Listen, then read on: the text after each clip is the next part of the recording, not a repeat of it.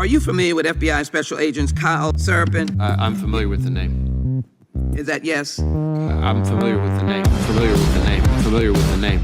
Let's bring in Kyle Seraphin. He's the FBI whistleblower who helped expose government censorship of our First Amendment rights. Now, we only have this memo because a recently suspended FBI agent called Kyle Seraphin brought it to the public. And we're grateful that he did. Kyle, thank you so much for joining us tonight. He's the host of something that strangely is called the Kyle Seraphin Show. Kyle Seraphin, I can't thank you enough for speaking out. I knew you guys were out there, and I knew it was just a matter of time, but you got a lot of guts putting your face and your name to this. You're doing a service on behalf of the American people, and from the bottom of my cracked and broken heart sometimes, thank you very much. Take a look behind the curtain with a real whistleblower and American patriot. Prepare to embrace the uncomfortable truth because this program has no time for comforting lies. Here is civil liberties enthusiast, Second Amendment defender, and recovering FBI agent Kyle Seraphin.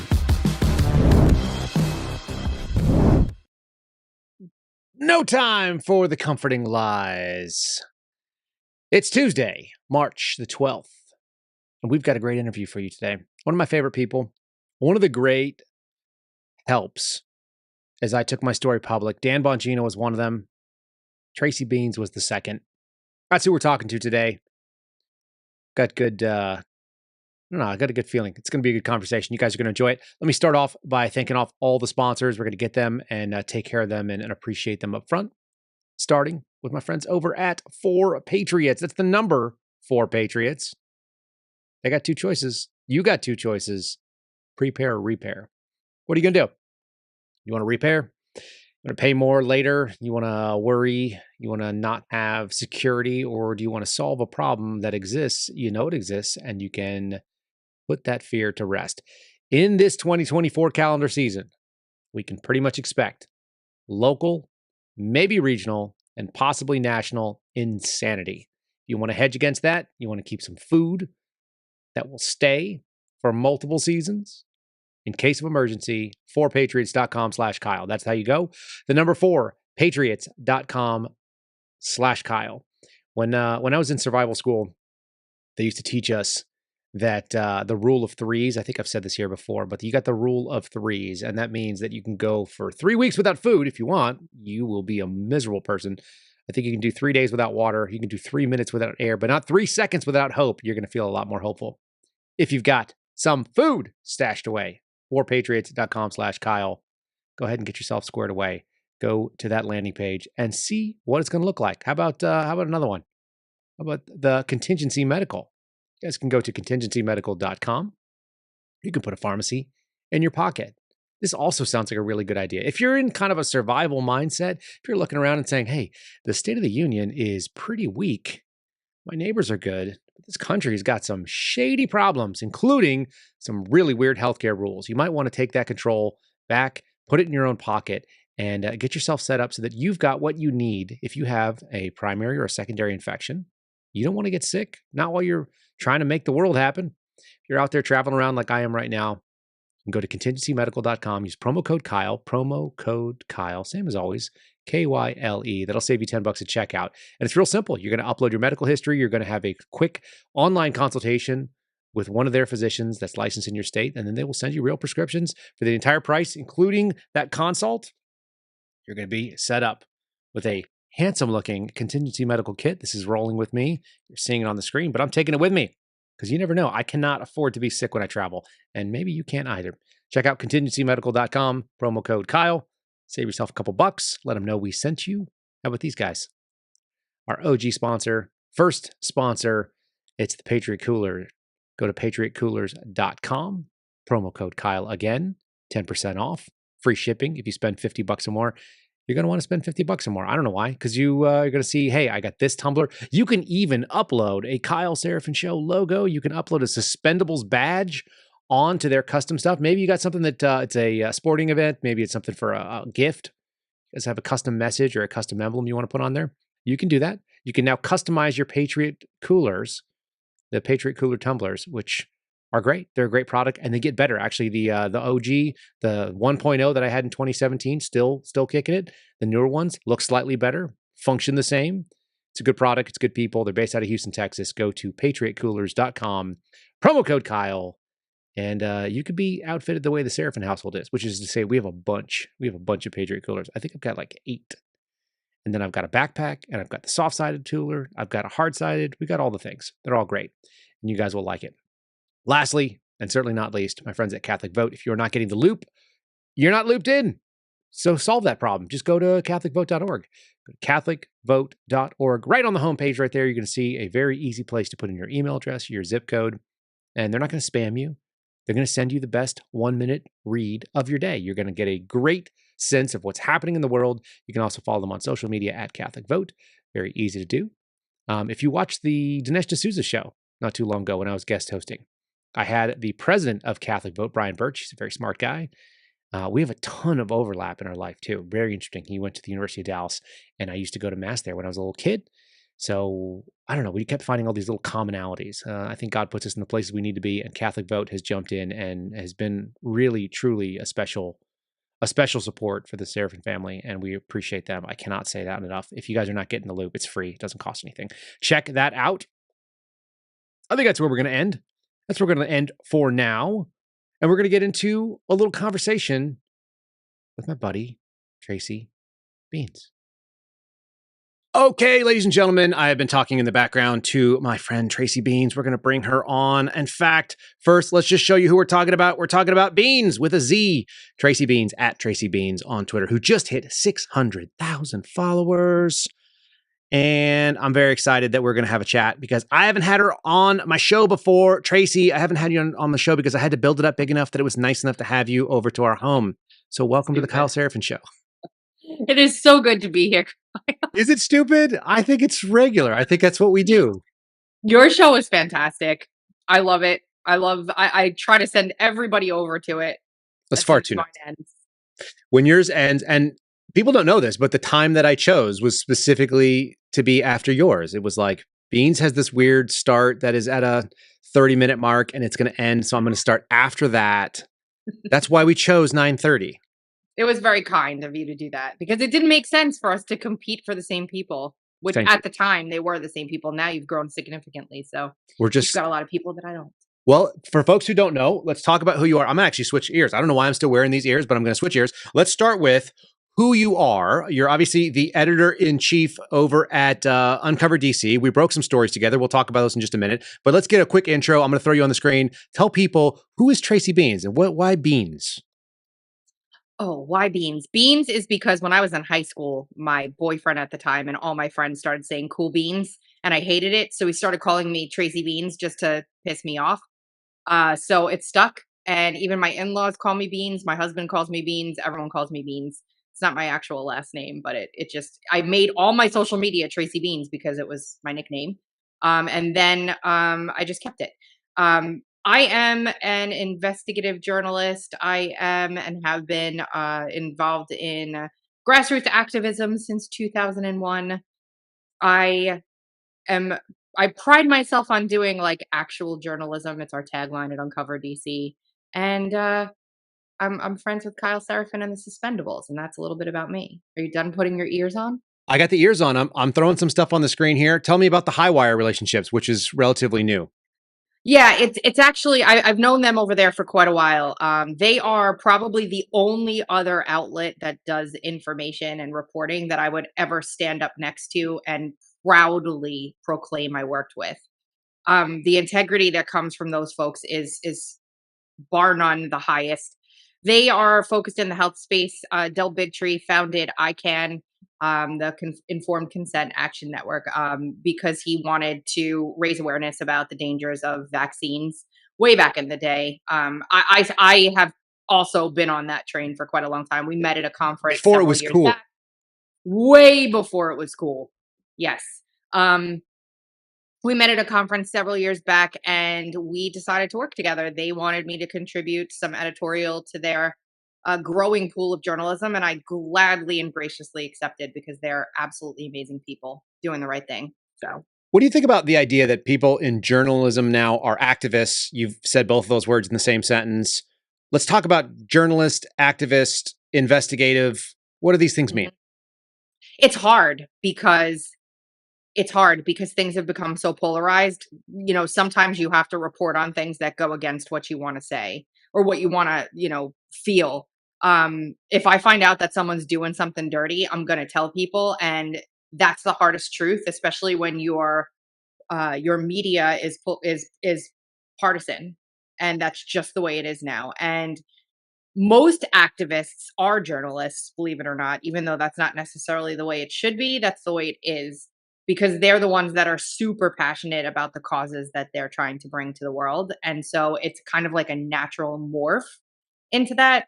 But it's hard to stay unbiased and focused on the truth if you let that need or want for one side to win cloud your judgment. So yeah, it's bad. It's a very big negative. Do you think there was ever an unbiased journalist time? Was there ever that sort of media right down the middle, giving you the unvarnished, no opinion time? Probably not. They might have pretended so, but I don't think so. No. Mm-mm. There's always propaganda, even if it's inadvertent. At some point, I want to have you and my dad talk about that, or maybe my dad will just come join you on my show. But my dad was in journalism for a long time, and one of his papers he wrote, even back in the '60s, was sort of the myth of this journalistic unbiased thing. The whole Walter Cronkite, like, that's the way it is nonsense. I remember him telling me that when I was a kid. And he was like, Of course that's not the way it is. That's just the way that he saw it. And the editor saw it. So editorial bias is the thing that we all see.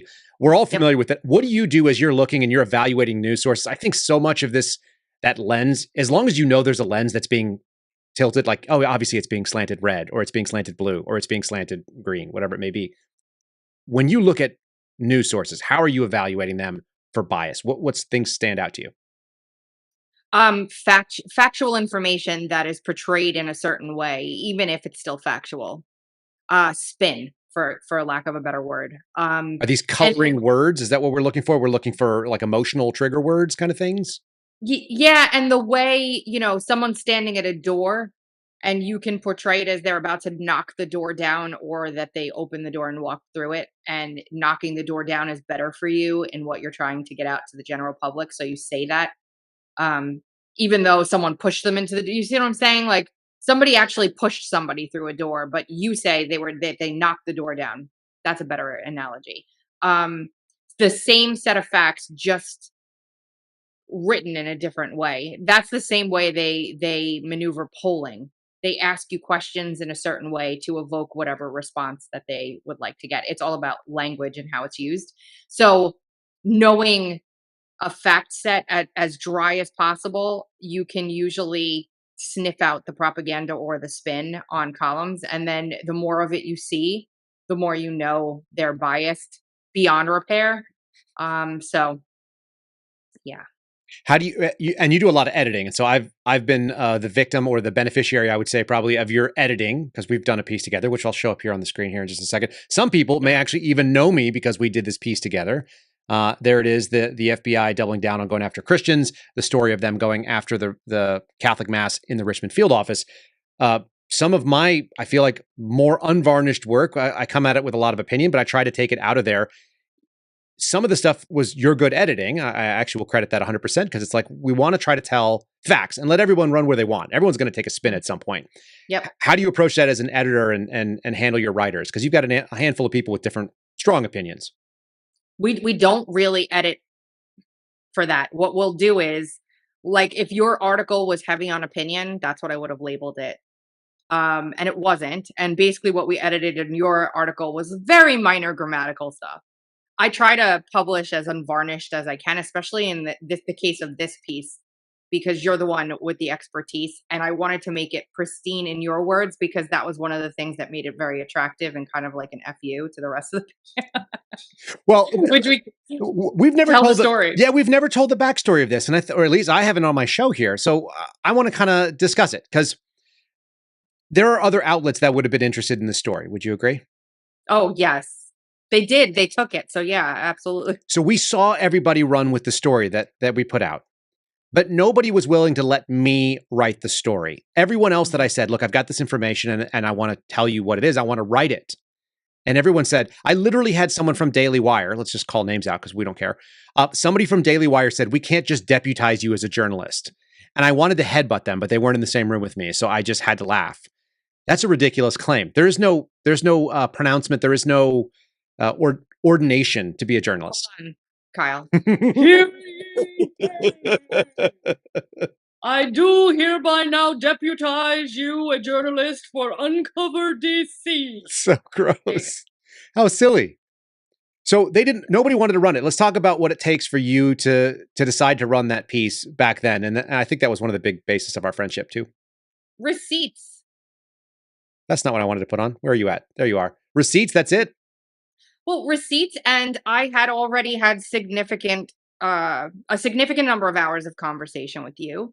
I've been blessed with some really good, I don't know, instinct.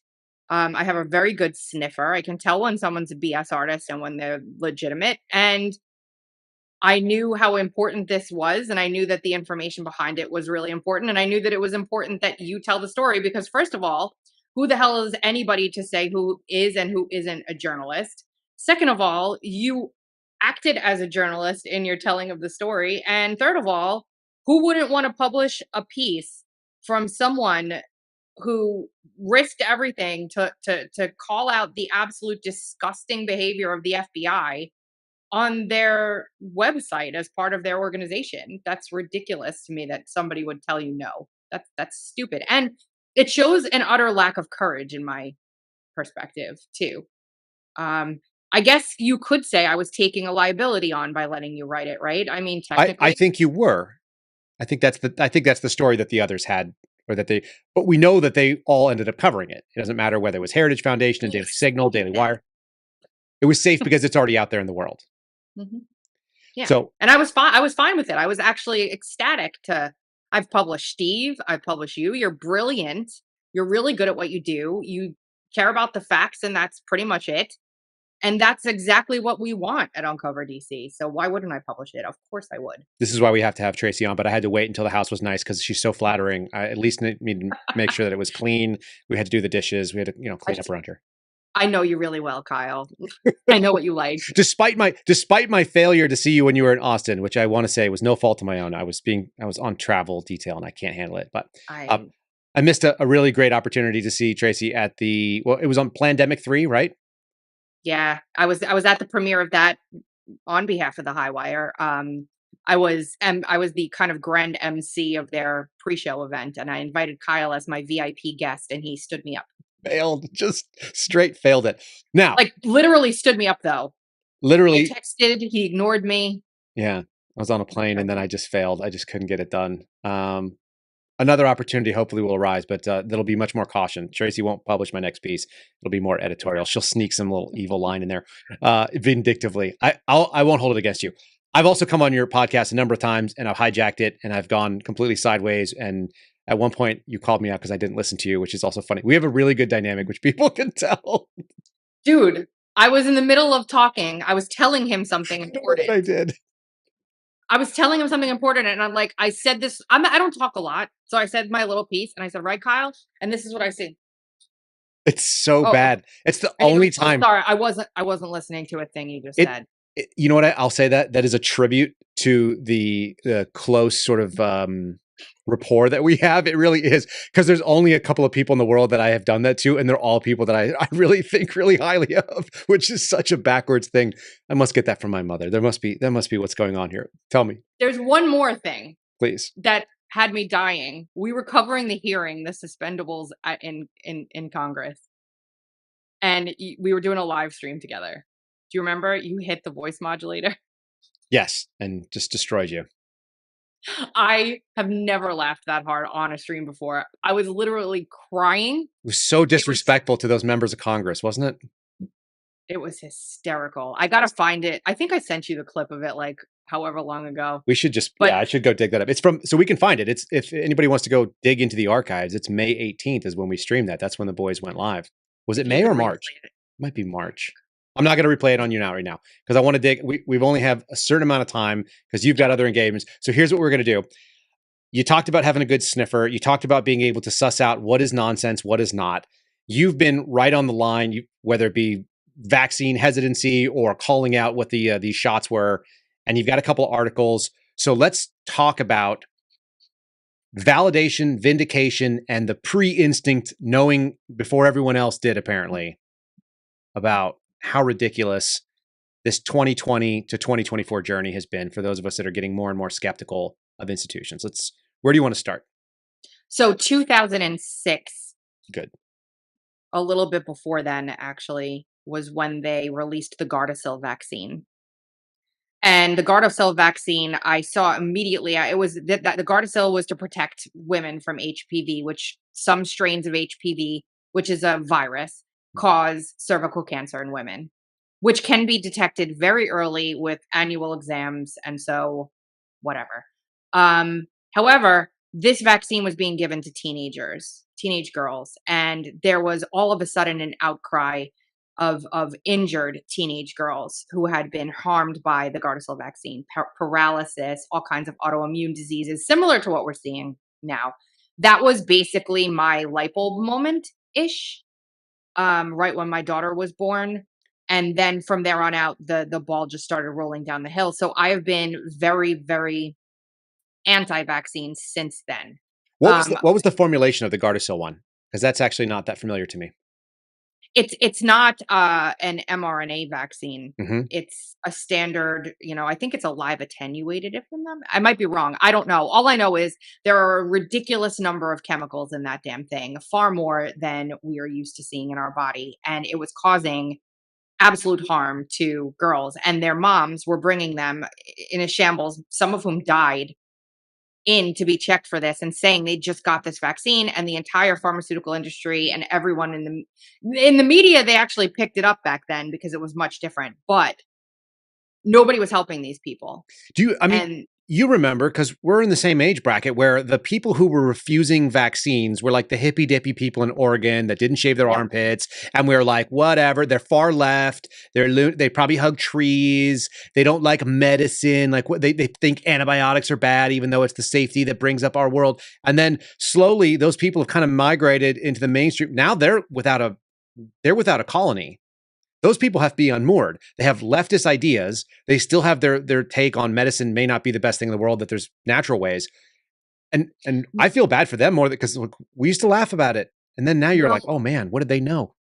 Yeah, people laughed at me often, actually. And that's something that always happens when you're kind of screaming about something that everybody else thinks that is okay, because the government would never hurt us, right? So they would never tell us something was safe if it wasn't. And it's, it's an unholy trinity between the vaccine the pharmaceutical companies, the CDC, the FDA, and also the Congress. The money is just absolutely insane. That's always been flowing among this trinity of terribleness. Are we right to trace that back to Reagan? Well, yeah, Reagan. They actually did a big interview with the woman who was behind trying to get the liability protection,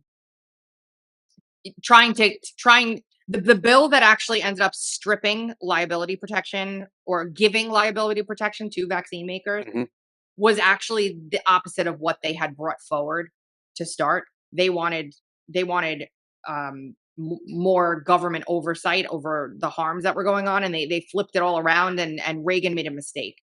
But what they basically did was there was many vaccine injured children and many parents speaking out, and this is how RFK got involved in it way back then too. Many children and many moms speaking out about what happened to their kids, autism, all kinds of other issues, death, SIDS, which is actually dropped precipitously in the time period where people weren't going out to the doctor to get their shots. Kyle, I don't know if you've ever seen those numbers. I have not, but that doesn't surprise me. It also is horrifying to think about.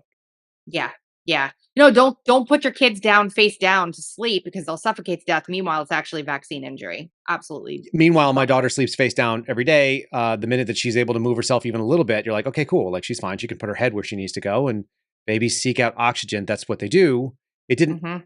And there's probably, my wife and I are deep in this because we've got a 6-month-old right now. But one of the things that everybody sort of assumed right about the time when they started putting kids on their back, they also said you shouldn't have a bunch of soft things and items that are smother capable. So we cleaned up the crib environment and we flipped them on their back at the same time. And there was no way to say which one was the solution. But they both seemed to work okay. That's how they do most experiments. But yeah, so there were a bunch of kids getting vax injured, and parents went to Congress. And what Reagan basically did, nobody was taking the vaccines. So they made it so that the vaccine manufacturers couldn't be held liable for the vaccines. And then they formed the Vaccine Injury Compensation Fund, which is supposed to have the government come in and compensate people who are harmed by vaccines. But the problem is, as we see today, there's no the pharmaceutical companies are genius, because they can say any of these things are not caused by the vaccine, and there's no good way to quote prove they are. So it's a very profitable arrangement for them. We've flipped the burden of responsibility. It used to be that the assumption is that your drug, which is a foreign thing that we are going to put into the body, must be proven safe. Yeah. And now they're like, well, you can't prove it's not safe. Yep. Which is not science, by the way. That's not how we do science historically.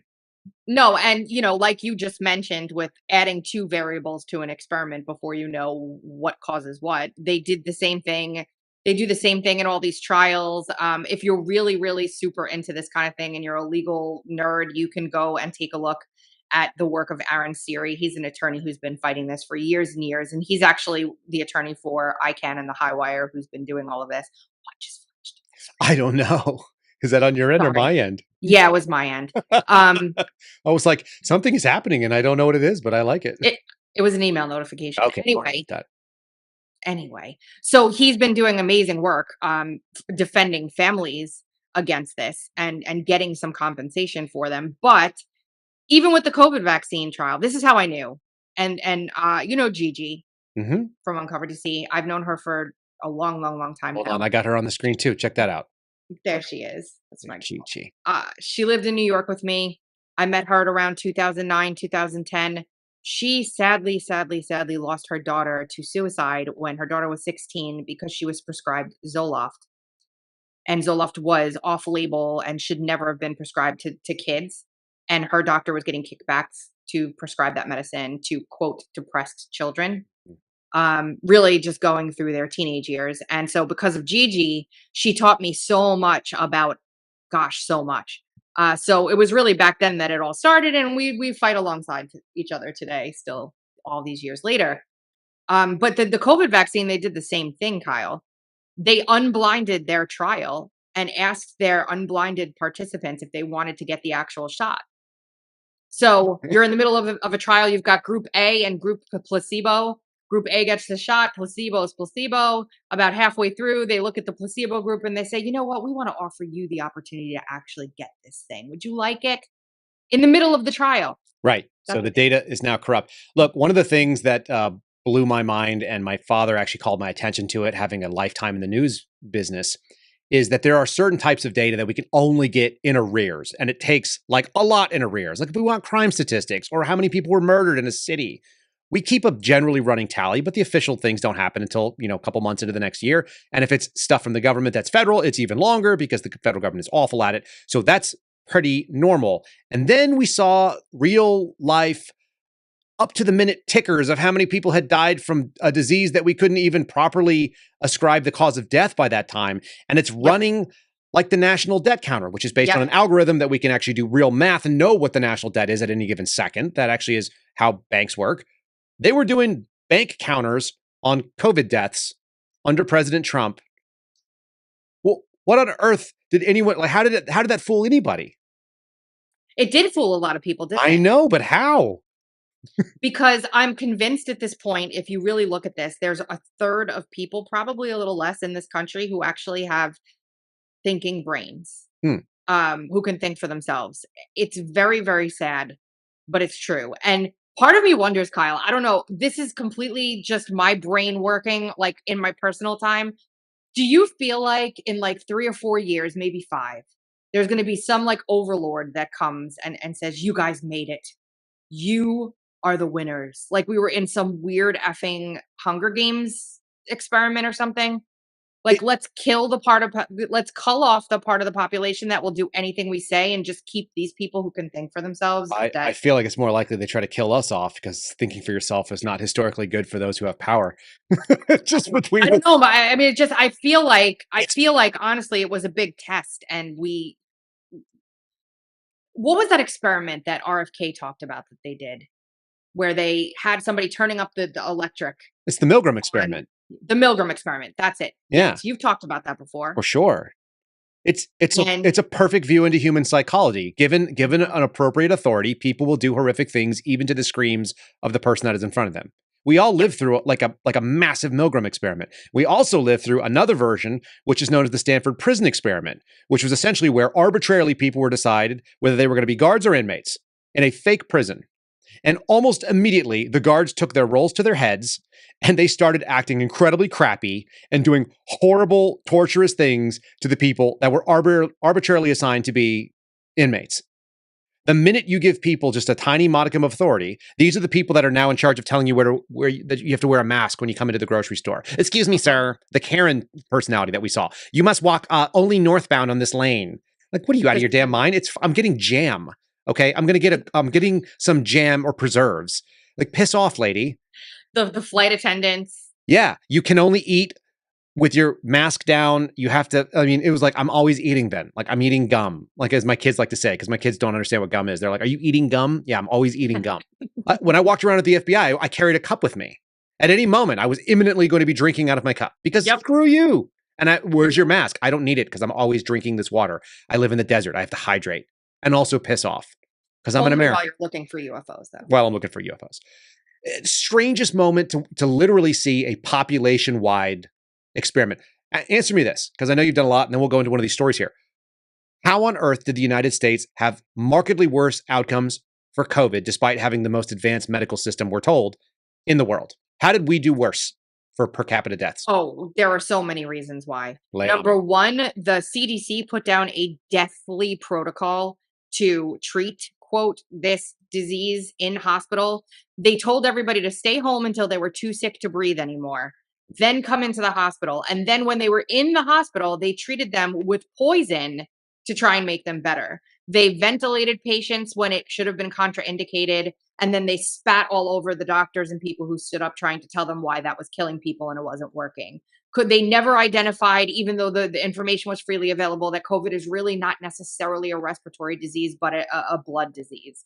There were a gazillion reasons why, but mostly the treatment protocols, the fact that hospitals ended up turning their wards of ICU into prisons where they wouldn't tend to patients properly and then, again, poison them with medication.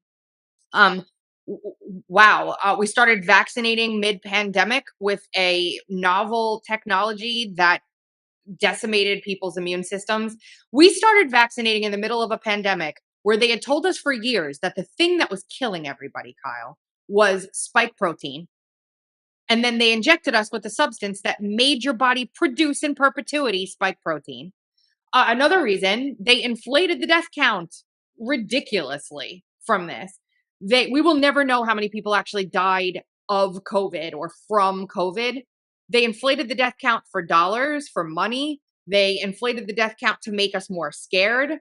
There is no good death data coming out of this whatsoever. If somebody tested positive for COVID but died of a heart attack, it was COVID so that they'd get paid. Should I continue? I mean, the reasons we did more poorly go on and on and on for pages and pages and pages. Instead of adopting early therapeutics and treating people with things that we knew worked, we demonized those medicines as horse paste and bleach. Mm-hmm. There's a gazillion things. What is there a good historical analog to this kind of behavior in modern history in the last 150, 200 years? Is there anything other than this, or are they going to be looking at this era going like, what the shit happened? Not on this scale. Uh-huh. And I think it's important to note too that the reason we did lockdowns in the first place, if you remember, and I don't know if you do, is because the Chinese started broadcasting video of themselves welding their citizens into their homes. Mm-hmm. We fell for Chinese propaganda. Well, if the Chinese are locking everything down, then who knows how bad this really is.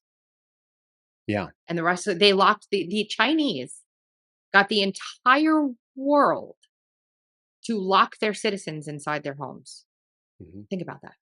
And meanwhile, the world continued as some of us were outdoors. And I had some of the weird, I'm just going to share them with you because they were so strange. First of all, I'm an FBI agent at the time. I'm on a surveillance team that primarily does counterterrorism work.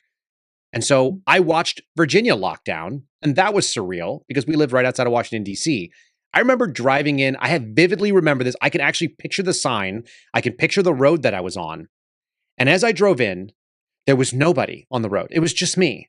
And there was like litter blowing across and leaves. And I went like, this is really weird. And there was a big sign. And it was an orange sign that was like, divert traffic left, or like, don't, stop ahead or yield. And what it said was, stay home, don't contaminate, we're all in this together. A couple of other crazy zombie movie things. And I'm driving. It was like The Division, the game, The Division. I've never seen this. Oh, the Tom Clancy yes. Okay. So and there's another Tom Clancy connection we'll go to in a second. But I remember driving and seeing that crap and going like, this is the part that they don't show of the zombie movie. They skip this part. And they show like 6 months from now, and they'll show the part 3 weeks ago. It's like the newscast of people being scared. Then there's what I lived through and you lived through. I don't know why you keep fading off, but it's kind of fun. I don't either. It's really weird to watch, so I just kind of am enjoying it. It's because of your high-speed computer doing your high-speed backdrop. So, and then after all of that craziness, then shows the real zombie plague. And then we have to fight the zombies in the streets, and we're dropping bombs. It's 28 days later or 28 weeks later or whatever. I don't know. But that's what I remember driving through and seeing. I did that in Virginia.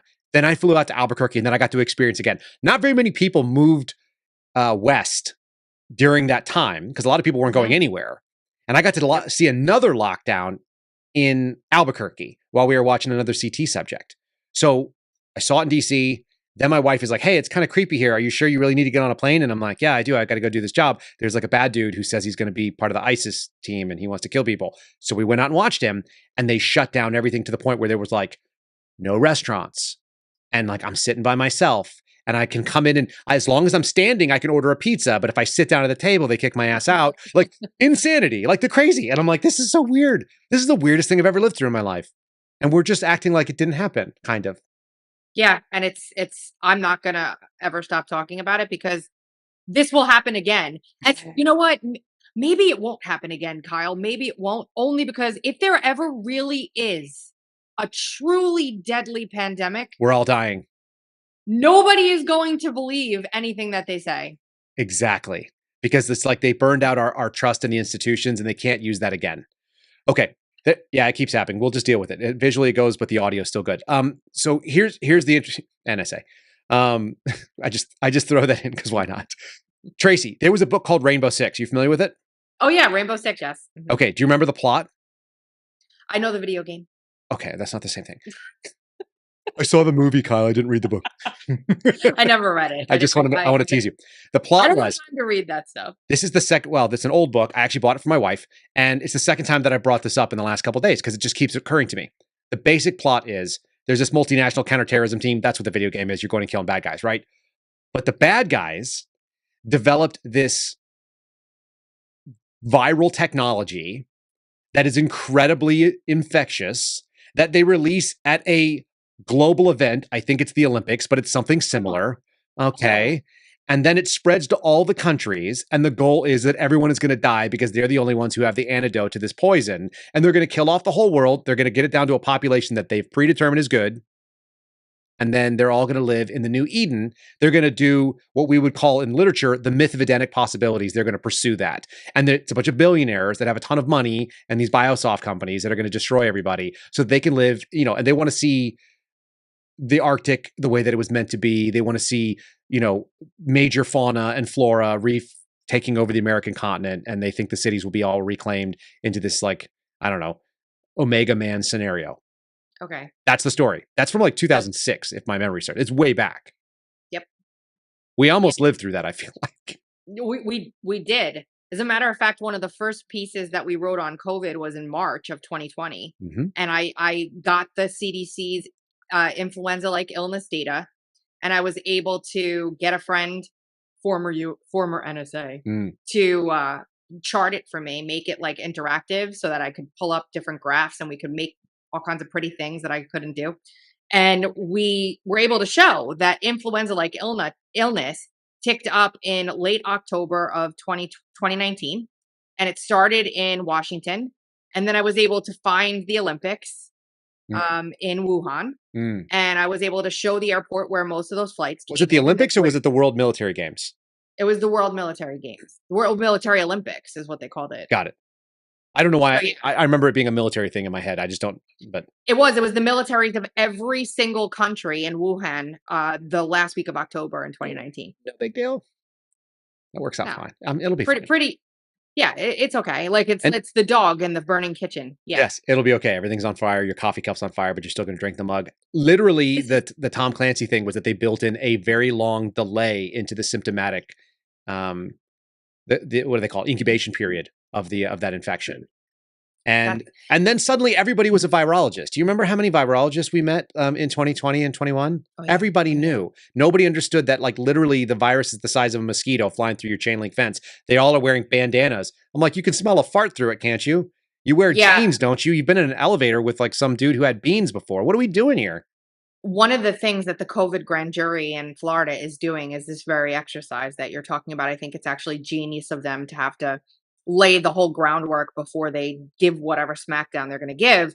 But one of the things they said is that it is now proven, and we all knew this, that they knew COVID was aerosolized. I was on social media. Like, the droplets, I heard.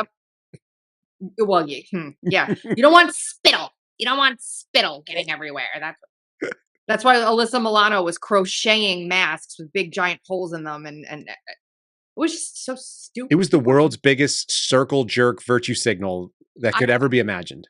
It's like, it was worse than the flags in the bios. But I went through this whole big thing with this guy. He said, "Oh, we do an experiment sometimes in my science class, and we have everybody with N95, like the respirator ones that they have." Mm-hmm. And they have the people put that on, and then they release some kind of noxious fart spray gas into the room. Mm-hmm. And they use that as an example of how masks, that respirator mask works. And he was trying to like say, "Oh, see, this is where people should wear masks." And I said, have people put a cloth mask on and sit in there. Or how about one of those surgical masks? Let them see how well those work to keep that noxious gas out of their nose. So that they don't. That thing that you're talking about, that respirator N95 filters out whatever particulates. They do that in the healthcare setting too. Anybody who's ever been fitted for a mask, that's the term. It's part of your employment interview, usually when you work in a healthcare setting. And also the military does stuff like this too. You learn that there has to be no gaps, because if you find the gaps, you have to have the right size, you have to have the right fitment, and you have to know how to put it on properly, how to don and doff the respirator lest it do nothing. And most people, and when I look around, I'm like, I can see daylight where your face hole is. I don't know if you know how science works, but like viruses don't go like, "Oh, I'm not going to creep around those holes." That's all they do. They just go where the airflow is. And it's much easier to go through where there's no respiratory barrier. They're going to just draw in through all the open holes, which is why you can smell the fart smell, which is actually not farts. It's just something in a can. But yeah, it's sulfur or something like that. I don't know what they put in it. But we wrote one of the first mask don't work columns too. It went absolutely ridiculously viral. And then all of a sudden, I don't know what happened. We were banned like everywhere. When did you get first? Where were your big bans? Because you had big presence on social media. I wasn't tracking social media. I didn't know you then, but I know you guys paid a heavy cost for basically calling out bullshit in real time. Yeah, well, the first big ban that I got was in January of 2020. Mm-hmm. Facebook and Twitter. Then it was early February, it was PayPal, Venmo, Patreon, and there was one other one that banned me. I don't remember which one. And that's basically where I was banned from. I wasn't banned from YouTube or Instagram, but I was banned from everywhere else. And what did you do? Because you're demonetized at that point, and they're taking away your banking options to make profit, and you guys are a for-profit entity. Yes, it was really hard. What didn't I do? I didn't whine and cry about it, Kyle. Why not? Because that has no effect whatsoever. Nobody cares. Nobody. No. I hate that. It just, I had to keep my business going, right? That's what I had to do. Mm-hmm. You know who was largely responsible for helping me with that? Citizen Free Press. Mm-hmm.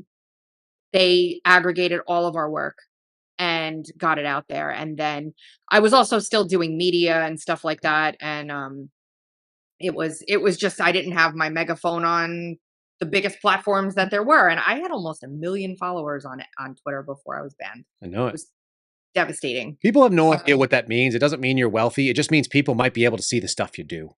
That's what I care about. I'm not making money off of it. That's for damn sure. Well, there's no money. If I was, yeah. I should be. It's a lot of work. It's a lot of work. It takes so much work to do this kind of stuff. Just to be honest, just to be intellectually honest, and you have some of the fastest turnaround time of anybody, having worked with other reporters, have to work with other people that have other editorial type things. Look, I've had stuff that showed up in New York Post. I've had it in Daily Wire. I've had it in, trying to think, Washington Times. There's like a dozen other places that the things that I've shared. But there's a long run up to that. And you guys do it really quickly because I think, one, you're willing to take honest people that have done honest work as sort of like there's no reason they would lie to me now. But that's a risk, but you do. It's the way that, by the way, that law enforcement uses sources. Like, we have no reason not to trust them. They've given us accurate information in the past. This has that much credibility. We're going to go with it. And then we'll see what happens. Well, it's not like you came to me, Kyle, and said, listen, somebody told me that on Thursday at 2:00, there's going to be a massive event at X place. Trust me, write an article about it. I would tell you no. That's not what you do. That's not how you operate. It never is. And if you do, like, excuse me for fixing my positioning here. If you do something like that, it's never like, oh, go run with this. It's like, hey, just keep your eye out, something. And we just have a standard that we don't shift from. And when you follow that standard and you develop good relationships, there's no reason it should take that long. Like, I'm not going to take your receipts you got from a whistleblower inside the FBI and then go to the FBI and be like, hey guys, is this real? Like, is it? The FBI was reached out to for comment and they declined to comment. I mean, come on. Did you really say this? Like, yeah. Okay. Listen, Peter Strzok blocked us. That's all that matters. Was it that time that he blocked us? Yeah. It was when we released the emails. Oh, and that's the other thing. So we've done some other things. This is the way that, by the way, source work happens in the intelligence industry. So it's worth knowing that Tracy does it the way that the federal government does it, and we put lives on the line. By the way, you had no idea about this, but look, what you do is you say a credible source who's had good reporting in the past and is in a position to know the information reports the following. You can run with that with a high degree of confidence that that person is likely not shining you on. Does that person have an agenda? Yes, but I told you what my agenda is. I told you I wanted to punch the FBI. You were okay with that. That seems reasonable. Shared agenda. But end of the day, even if it was like, look, the FBI has incredible credibility, I'm going to bring you a story that shows that everything that we thought was actually not right. In fact, they actually were getting wagged by DOJ. That would be a story too. And for the sake of fairness, you'd be like, oh, that's pretty interesting. It's pretty interesting if we got it wrong, right? That's actually a better story in some ways. It's not that it's happened. I've gotten things wrong twice. Twice. Both times it ended up being a better story wrong than it was right. Than it was right. And then I've let's just say this, in the whole body of work that I've ever done, I have only ever made one actual, I don't even think I've made a retraction. No retractions, one correction. I've never, it's just, it works. Yeah, so. And that comes from not being ready, fire, aim. That comes from being accurate, generally having a standard. And then, if you're accurate about the way you produce things, you also don't say like, this is obviously the case. You just say like, look, some evidence indicates this may be something. That's different. Yes. And so you can do that. And I've seen your writing. Like I said, that's why I came to you guys. I actually saw Wendy's reporting when I came to you. That's what drove me there, because there was all this information about me and Garrett O'Boyle, Steve Friend, all this kind of nonsense. And everybody was getting the story just this much off, which is really grating when it's your life, which I know you know that feeling. When somebody is talking about your life for an interview and they mix your words up and they say something that is basically just the exact opposite. They did the Ronald Reagan on the vaccine thing. They got it exactly wrong, but they were trying. It's not. Yeah, well, I mean, it does get grating, but I'm so meticulous about that stuff. I would rather everything be in there than leave something out and have you frustrated. It takes a lot more work. I mean, yeah, that's the. All right. So now that we've done this, and for anybody that's new to the game and doesn't know Tracy Beanz, now you do. Again, we're talking to Tracy Beanz. Let me throw her up on here. 600,000 of you all know who she is. You guys see her on Twitter all the time. She just hit the 600,000 mark, and she is a friend of me and the Suspendables. She has one of the OG Suspendables hoodies that, honest to God, I have no idea. Where did you go? Am I here? Now you are. Yeah. Could you not see me? No, you left for a second. Well, that's weird. It should show you. In any case, I was showing your Twitter piece there. So. Thanks. Now you have. Let's do this quick article. I'm going to flash on the screen. If you don't hear me for a second, it's okay. We're going to show this piece from thehighwire.com, where you are a contributor in addition to your own work over at Uncover. This is stuff that is more medical focused. We're going to talk about the V-Safe as we were talking about off screen. Let me throw it on the screen so people can see it. Again, this is a piece from thehighwire.com, breaking first look at the so-called free text COVID vaccine safety data that the CDC wanted to hide. Byline here by Tracy Beanz and Michelle Edwards. Let's talk about what this piece is. You want to kind of give people a preview of what is this thing about? What did this data come out with, this 99 million, I think is what the number said, 99 million people studied. Is that correct? Or is this a different study? That's a different study. So the 99 million people studied was done by an organization that took 99 million people who had gotten the COVID vaccine and then took a look at them to see what, out of a set of 13 different conditions, how frequently they got them. That was the rare disease thing, though. Who's getting myocarditis game, right? Yeah, okay. Who's getting that or any other autoimmune disease or Bell's palsy or, pericarditis or any of brain blood clots in the brain. Yep. That was that. Noted. It came on the heels of the release of this data. So the government, the CDC said, let's bring some developers in. And because we're going to bombard the public with this tested only on 8 humans via DARPA mRNA technology on a broad scale, and hundreds of millions of people are going to get this thing. Let's have an app developed where they can report to us if anything's going wrong with them as this goes on. So they developed this app called V-Safe where, this is different than VAERS. That's the question most people are familiar with. Yep. Yeah, most people are familiar and with never that. heard about it beforehand. This is the virologist from 2020 on. As you became a new virologist, you also became aware of VAERS, apparently, if you were a conservative. Yes, the Vaccine Adverse Events Reporting System that underreports adverse events by about 98%. Mm-hmm. Just to say, for every 100 that are out there, only one of them makes it in. Or every 100, maybe 2 of them make it in ish. Yeah, it's a self-reporting system. Doctors go in there and they're supposed to fill out a report whenever they think there's an injury tied to a vaccine. It's very laborious to do. Mm-hmm. Nobody really ever paid attention to it, clearly, and still don't. And Rachel Walensky actually poo-pooed all over it the last hearing before she left the coop. So they take it for what it's worth. It's there, people use it, but it's not used for the reason that it should have been, which is to detect safety signals with this stuff. This is an app that you download to your phone. 10 million people or so did. And then they were all the people, Kyle, that were very excited to go out and get this shot because it meant that then they could go on the cruise or they could go to work or they could protect their family, whatever the reason they had is. They went out and they got the vaccine. In that app, there were a checklist, a tick boxes where you could check off things you experienced, many of which are commonly associated with vaccination: redness at the injection site, swelling, headache, pain, fever, things like that. But there was also another field where you could type in manually things that you were experiencing after getting the shot. That's what they called free text. Is that what they called it? The free text is literally an open response category. Field. Yes. Good. Okay. So ICANN, the Highwire, sued the CDC to release the actual pre-existing checkbox data, and they won, and they started releasing that. So if you go to the ICANN website, it's icandecide.org, I believe, you'll see there's a dashboard there that you can poke in all kinds of variables in and get all kinds of reports run and stuff. And then another group, the Freedom Coalition of Doctors for Choice out of Texas, sued for this free text field. And it was released. The judge ordered, you guys have to release this. The CDC had said they were planning on making that data available to the public originally anyway. And then they decided they didn't want to. We'll find out why in a second. Mm-hmm. They did. The first tranche of that data was released on the 16th of February, and there were about 390,000 entries in that data. And you can pull it up raw for yourselves as an Excel spreadsheet. And what I encourage everybody to do is sort the first column by duplicate and then conditionally format it so they're highlighted so you can see who the people are, if they're the same person. And then just do keyword searches through this stuff.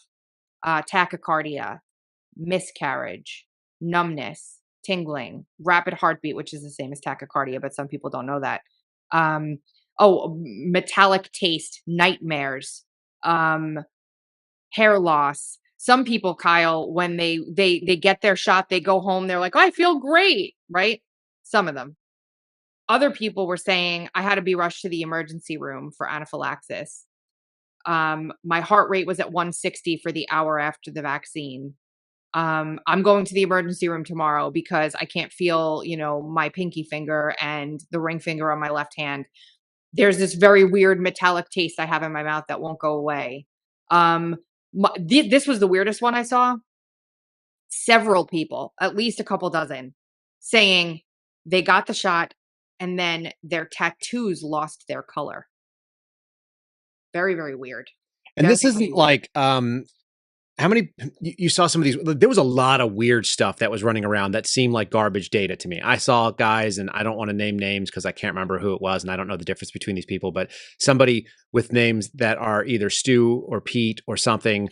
But honestly, like, I don't know which one it is because there's a couple of people that have those names and it's some combination thereof. And I don't remember who it was, but they were like, oh, it's Luciferian, it's snake viper venom and like some other bullshit that made no sense. And their source was doctor. And you're like, oh, well, it's a doctor who's also a chiropractor. That's what kind of doctor he is. And I'm not mad at chiropractors. I'm just saying, like, you're not a medical doctor. You're not a scientist. And neither are doctors, by the way. They're generally not scientists. They're people who are educated to do a certain type of thing, which is not necessarily clinical study unless they do it. So we had all this weird stuff, people having stuff stick to them. I don't know if that was real or not, but that looked really weird. Like metallic, like the magnetism things, and then you walk in the room and all of a sudden you're Bluetooth, and the misinformation is like that stuff makes me go, those are the same people that tell me that they have an implant. I used to get people in the ER that would do this. You would have, I don't know if you could have handled the ER. It's like so fun and so funny that you and your sense of humor are very similar to mine. Like people would come in and they'd be like, I'm here because I have radiation burns on my feet. And you're like, oh, whoa. Like, we got to get you into a room. And then we're like, we need to do ISO protocols. Like, what do we got to do? And then you start asking questions because I'm a paramedic and I'm the assessment triage guy. And I'm like, why do you have these burns? And they're like, well, I have an implant and it's leaking. And there are radioactive implants and they do leak occasionally for certain types of things. But you're like, okay, now I have an index of suspicion. This person is nuts. Right? So you're like, when did you get the implant? And they're like, well, I don't really know. And you're like, all right, now we're going down this rabbit hole.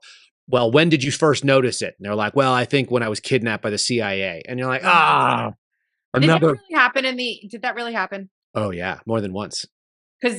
And like on the street, it's way more frequent. But like when they walk into the ER and they let you know that they have an implant that they didn't agree to, and it's operating in some way that it wasn't designed to, and that they were kidnapped, and then they tell you who they're, it's the Rothschilds or it's Chris Wray or I don't know, it's Pompeo who's in charge of the CIA, whoever it is at the time, that's the villain in their mind. And, basically the internet was the worst thing for mental illness that ever happened. These people are real. And so those people also got into the COVID game.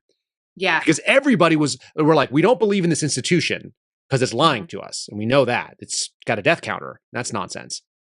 And now we're open to like all kinds of weird stuff. And a lot of opportunistic, crazy people who were just looking to be accepted. I'm not mad at them, but they're confusing. They got stuff sticking to them. That happened to a lot of the doctors that went through this too, Kyle, actually. Some of the doctors that were very, reputable, distinguished professionals who really believed in the medical industry and pharmaceutical industry, who then were like kind of like jolted awake by all this crap. They even went through their own version of not believing literally anything anymore. That's just what happens my entire world has been. How many people cut anchors to all the things that were anchoring them to the reality? And then they were open to like either scams or bad ideas or anything floated by. You remember there's this, what is this movie? Moana? You remember the Moana movie? I never saw that. Okay. Well, anyway, I got younger kids. The Moana, there's this crab that's like this, like, I don't know, like a demon crab in the underworld or whatever. And whenever it sees something shiny, it just grabs it and puts it on its shell. So it has this like shell full of crazy and it's all shiny and glittery. Like that's what people's ideology started going because they cut all the normal ties and they were like, oh, that's something that I now believe in. Like I also believe in this crazy shit. And they just carried around this shell full of like mismatched ideas. Didn't even matter if they made sense to each other. And we're debunking that still because so many people got confused and they're like, I don't believe anything. Now I believe whatever I want. And the worst part of that is that kind of stuff is used to discredit the real work that's going on. Mm-hmm. Like that's the the biggest data, casualty. for example. Yeah. All right. Yeah, like, so if there was a willing participant willing to listen to you at some point, if their established media showed them the crazy, they wouldn't listen to you anymore because they saw that. You see what I mean? Let's do this more of this data. I want to have you keep going into the V-Safe stuff.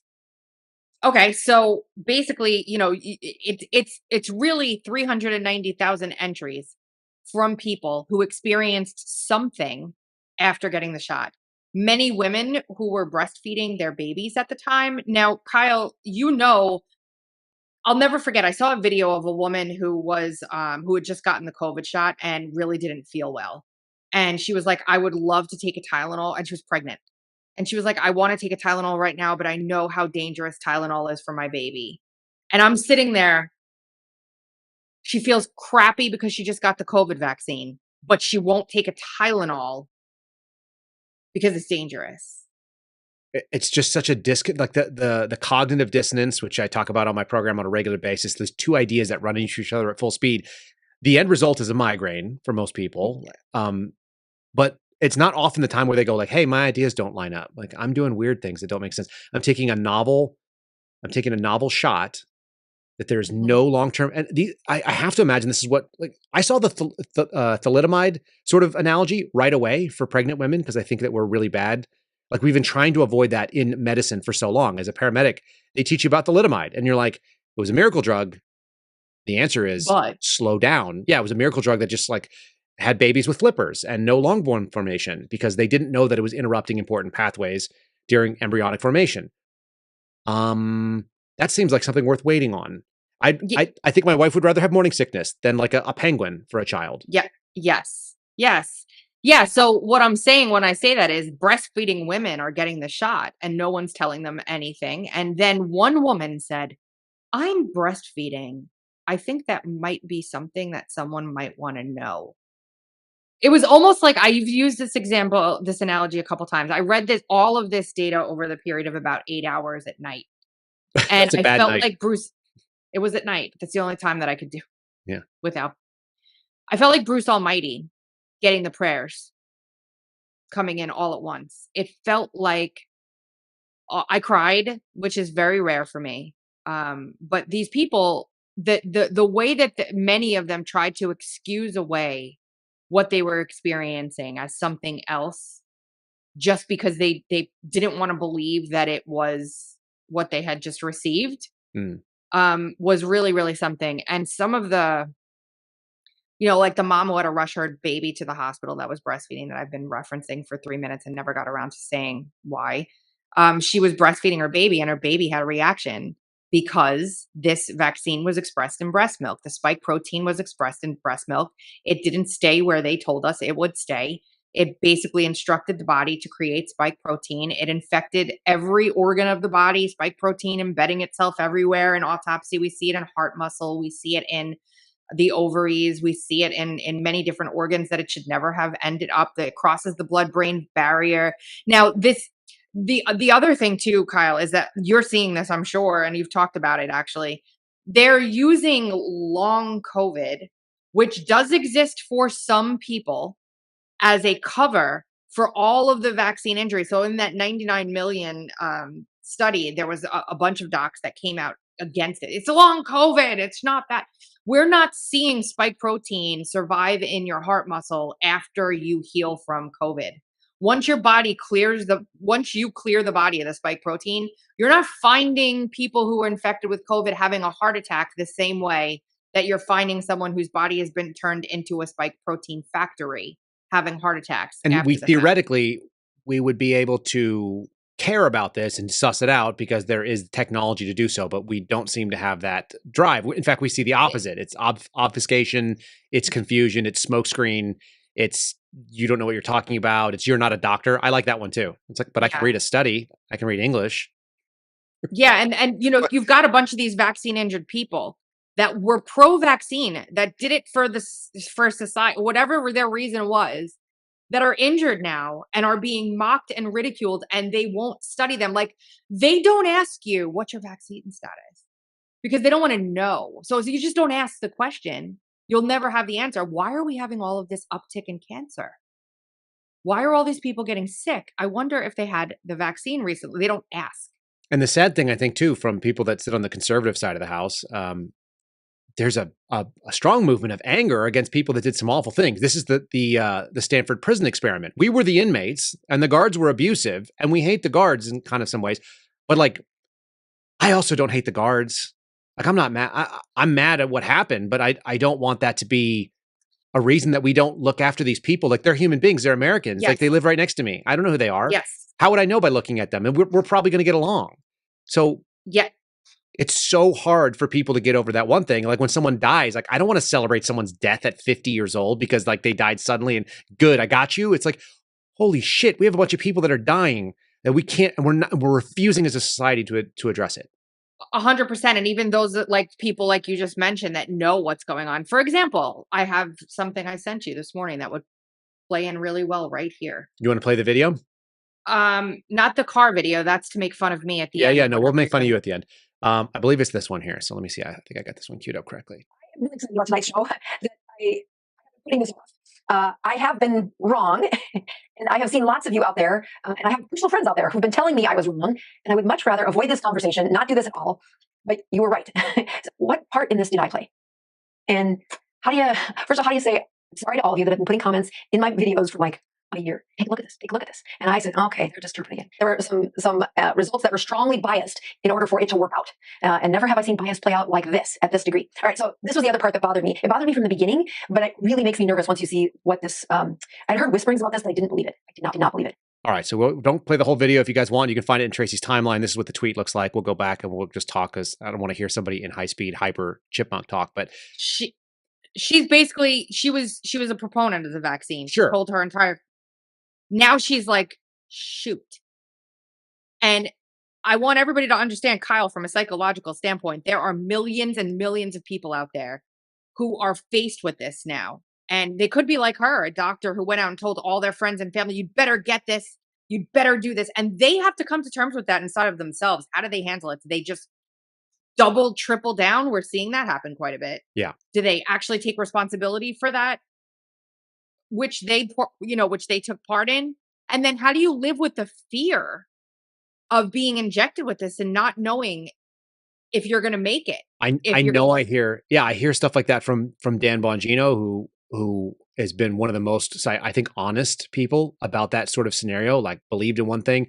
What we don't see is that these people have a vested interest now. It's their own personal self-worth, and their own decision-making process was hijacked. And so now they've got to deal with that in their own head. That's a big burden.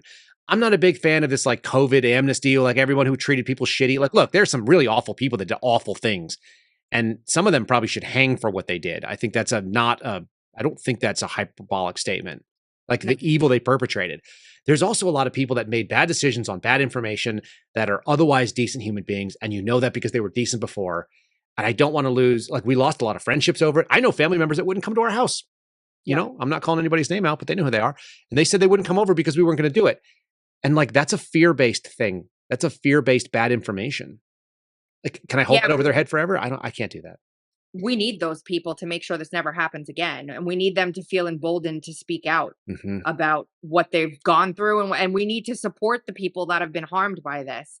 I can't walk by someone on the ground and just be like, well, you were mean to me last year, so screw you. Like, no, they need our support. They need our help. It's not a Christian position, which is what I think probably a big, vast majority of us formed our values on. Whether you're a practicing Christian or not is irrelevant. Like, you know what's right and wrong. And what's right is not celebrating bad fortune of someone that you disagreed with or was mean to you. We almost always see that, by the way. Like, nobody asks, like, what kind of person is that inside the burning house? If there's a mom and a baby up in a window, like, well, she shitty? Is she a shitty asshole? Is she a white wine Karen mom? No, you're going to run into the building and get the lady out if you're a good person. That's your job. Yes. Because who cares?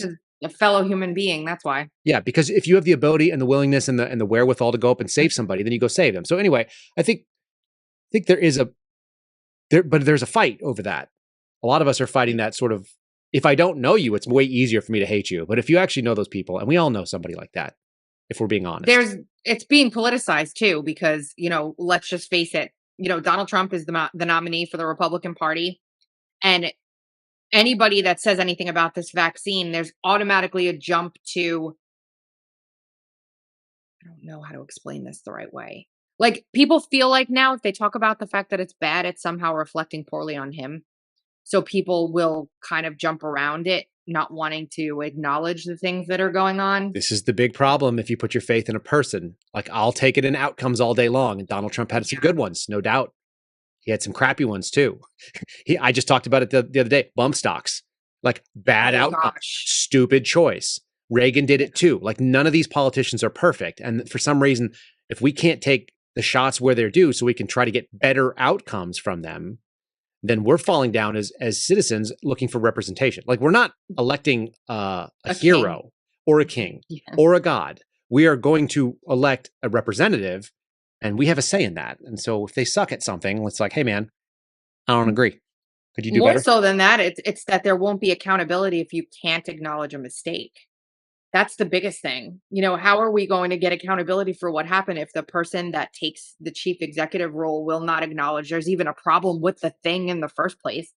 And Donald Trump is actually really susceptible to that kind of pressure, which is even the other most important thing. Like, you boo a Lindsey Graham, how many times are you going to see a Lindsey Graham on stage with him again? Probably not very often.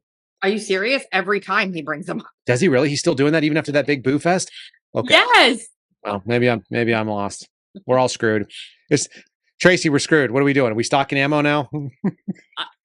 I don't know. I'm just going to live my life happy. That's what I'm going to do. I'm going to smile and I'm going to mock myself on the internet for everybody to see. Yeah, like I did the other day. All right, you want to do a little bit of that, and then we'll talk about your carnivorous expedition here. I think video number 1, I've got you being silly, so you can talk through. You can. What are we seeing here? So my husband took my car in for a recall, mm-hmm. and then they were keeping it too long, and I had to go get him at the dealership. So I went out, and I got in, and I waited and waited and waited for him to drive. Yeah, I didn't see him get in, and I guess you didn't either. He was at the dealership with my car. It's really hard to make the car move from the passenger seat unless you've done some driver down drills. I'm laughing at myself because he's not there to drive the car, Kyle. But because I apparently am a passenger princess. Well, that's the car that you are the passenger in. And so it just goes to show that we are all sort of likely to be victims of our own habits and our regular decision making. And if that's your door, you get in on that car, that's where you're going. Kyle, your piece, the Catholic Church piece on my Twitter account got like, I don't know, 500 retweets or something. Mm-hmm. That video has almost 9 million views. That also says something. Mm-hmm. What does that say about our people? Our people being the American people, the people that speak English. What does it say about us? Be blunt. We're stupid. Are we? Yes. Now, I loved reading. Let's be fair about this. On that video, Kyle, there are gay people, straight people, lefties, righties, people with Ukraine flags in their handle, all different political persuasions, people from overseas commenting their experiences, laughing, making fun of themselves, making fun of me, having fun. It was probably the most uplifting and positive tweet that I have made in, oh gosh, don't even know how long. Mm-hmm. Nobody cared what my politics were. Mm-mm. Nobody cared what I did for a living. They saw a funny video of a woman being a passenger princess expecting her husband to drive her around. And they laughed at it because either so many stories, people leaving their keys, like people trying to start the wrong car in the parking lot. Getting into somebody else's car because it looks like theirs. That's my favorite. You're like, yeah, so many stories, hundreds and hundreds of them. Completely apolitical joy on that thread. However, I could publish something like we were talking about today, or the origins of COVID, or vaccine damage or injury, or, you know, information about something that's really, really, really important, and get like a fraction, not even, of the engagement that I got on that video. We are not a serious people, but it also tells me that social media is not life. Because if you go talk to people about COVID, everybody's got an opinion. Everybody's got an opinion on it, and everybody's a virologist too. They all know a lot of things.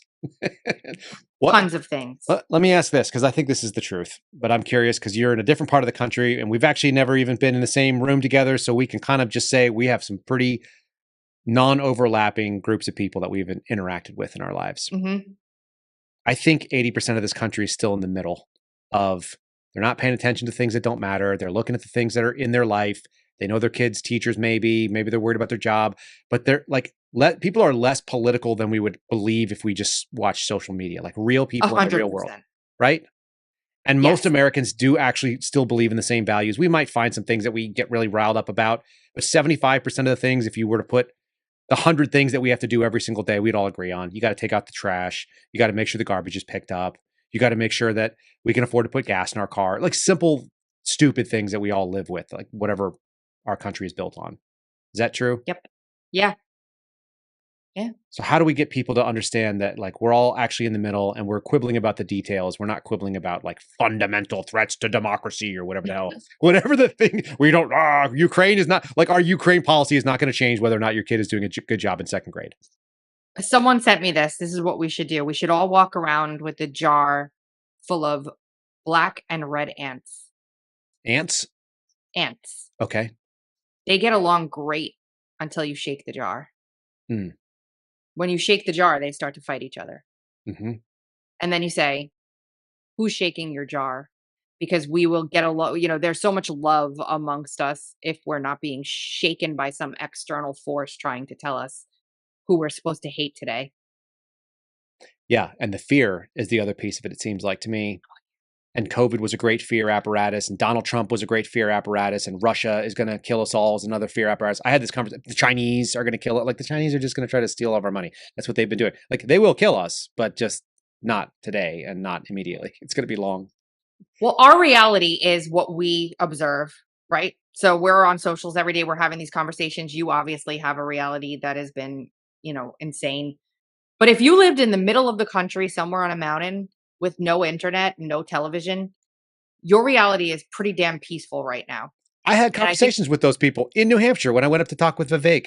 I went up and talked to randos sitting at a bar in a little town in New Hampshire that was near where the Porcupine Festival was. Pork Fest? I can't believe you went to Pork Fest. I did go to Pork Fest. There's weirdos there. And I sat down and I'm talking to these guys and they're like, so what are you about? Like, what are you here for? And I'm like, I'm here for Pork Fest. And they're like, okay, like, well, were you just visiting? And I'm like, no, I was speaking and I was in a panel. And they're like, cool. Like, what about? And I was like, well, about weaponization of the FBI. And they're like, oh, what's that? And I was like, well, they've been doing all these things. And they're like, really? When did that come out? And I was like, last year or two. So I was like, you hear about these FBI whistleblowers that were in front of Congress? They're my buddies. And they're like, yeah, I don't know. I don't really watch Congress. They don't know. They don't know. They're happy though, aren't they? Well, they're happier. They're happier than you and I are most days. So it's aspirational. It doesn't work very well for our line of work. No. We've picked a miserable existence. We're carrying your cross, folks. And anybody who's watching this, you're miserable with us and we love you for it. Tell people where the best place is to find your work and your the podcast and the days and the hours so everyone can tune into Dark to Light like I often try to do, especially when I'm doing show prep. Well, thank you, Kyle. I hope everyone wasn't bored for the hour that I've been here. You can go to You can go to UncoverDC.com and find me there. You can find me on all the social media platforms, Getter, Truth, Telegram. What else is there? All of them. It's at Tracy Beanz with a Z. With the Z. And then at thehighwire.com, where I write weekly, Tuesdays and Thursdays with Michelle Edwards. And that's pretty much it. That is Rumble. On Rumble. Where's your favorite streaming platform? What's the most largest piece of your audience where your chat goes? Rumble. Yeah. Rumble.com/ is it UncoverDC? UncoverDC. Yeah, I think so as well. I have it bookmarked, so I don't have to actually type it in ever. I don't actually know the type in. UncoverDC on Rumble, folks. And thanks for following us. Thanks for joining me, Tracy. It's been a long time in coming. Like I said, hopefully the house looked okay now that we've got it set up and it looks good. I'm jealous, actually. I'm moving my office into another room so I can stage it because of you. That's what I want to do. I want to push my friends to be better. It's true. It's really true. I'm not even kidding, you bastard. Thanks for joining me. We'll leave on a high note. All right, buddy. We'll talk again real soon. Bye. See ya. Oh, and that is it for today's show. Folks, I hope you enjoyed that. Beanz is one of the best, really. Just loyal, good person, true to her word. I seriously have a strong appreciation. That's why we have such good chemistry. I told my wife, I was like, she reminds me kind of you, but like maybe more extroverted. My wife has a lot of the similar characteristics. We have kind of that same banter. Anyway, what Want to thank her for joining us. I thank you guys for joining us. We've got more and more 5-star reviews tumbling in. So if you have not got yours in yet, make sure you do. Let's first say, if you want to support the O'Boyle Family Sweatshop, you guys can do so at the-expendables.com. Get yourself, look, I'm actually wearing the shirt on the video. You can see it. This is my favorite shirt. When I get the Kyle Seraphin Show shirts, maybe those will step into the next spot. But until then, the-expendables.com, promo code Kyle. Very easy, Kyle. Check it out. Check out what you might be interested in. Garrett is going to try to add some new designs. I don't know if there's going to be a lady shirt. We have mostly men listeners. Ladies, if you're a lady and listening to this, put it in the comments. Send us a 5-star review letting us know how many shirts you need and why Garrett should be inclined to do it. I don't know. I don't know if he even reads those or listens to the end of the show, but sure enough, we appreciate you all supporting them. They've had so many orders come in since Glenn Beck read it, and all the new listeners here, we really appreciate you guys doing that too. Okay, how about this? 5-star review coming from Powhatan fan. Mary says, 5 stars, great show as usual.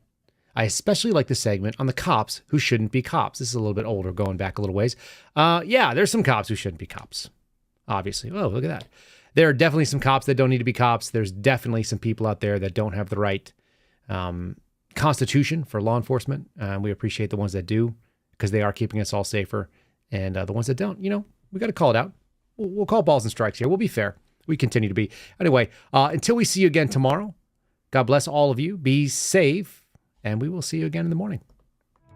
Thanks for listening to the Kyle Seraphin Show, streamed live weekdays on rumble.com/Kyle Seraphin. Follow Kyle on Twitter, Truth Social, and Instagram at Kyle Seraphin.